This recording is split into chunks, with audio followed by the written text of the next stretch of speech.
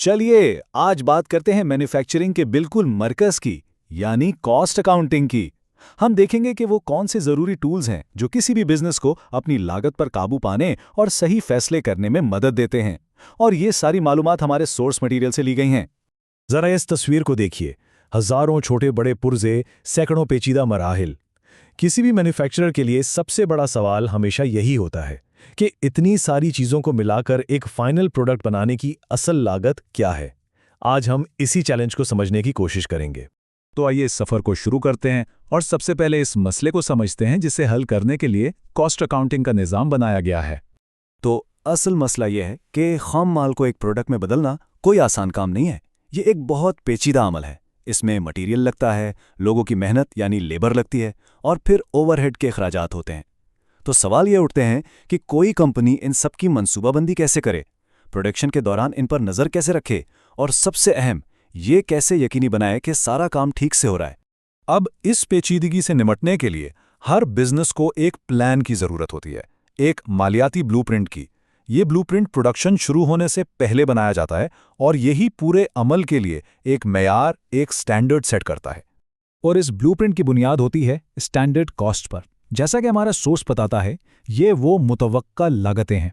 ये सिर्फ कोई अंदाज़ा नहीं होता, बल्कि ये एक बहुत महताद हिसाब किताब है कि एक प्रोडक्ट बनाने में कौन कौन से वसाइल लगने चाहिए। यूँ समझ लें कि ये एक प्रोडक्ट बनाने की मालियाती तरकीब यानी फाइनेंशियल रेसिपी है। अच्छा, तो इस तरकीब में 3 बुनियादी अज्जा होते हैं। पहला है डायरेक्ट मटेरियल्स, यानी वो खाम माल जो प्रोडक्ट में बराह रास्त इस्तेमाल होता है।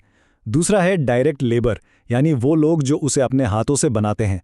और तीसरा है ओवरहेड, जिसमें फैक्ट्री का किराया, बिजली, पानी जैसे तमाम बिल वास्ता अखराजात शामिल हैं। इस ब्लूप्रिंट में हर चीज़ का हिसाब रखा जाता है। ठीक है, तो प्लान तो बन गया, यानी स्टैंडर्ड कॉस्ट तय हो गई।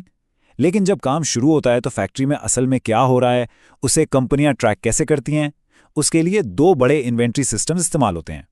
यहाँ 2 बिल्कुल अलग अलग तरीके हैं। एक तरफ है परपेचुअल सिस्टम, जो बिल्कुल एक लाइव स्कोरबोर्ड की तरह काम करता है। हर चीज़ जो अंदर आई या बाहर गई फौरन रिकॉर्ड में अपडेट हो जाती है, इसीलिए कंट्रोल के लिए इसे बेहतर समझा जाता है। दूसरी तरफ है पीरियोडिक सिस्टम, जो सिर्फ एक खास मुद्दत जैसे महीने के आखिर में रिकॉर्ड्स अपडेट करता है।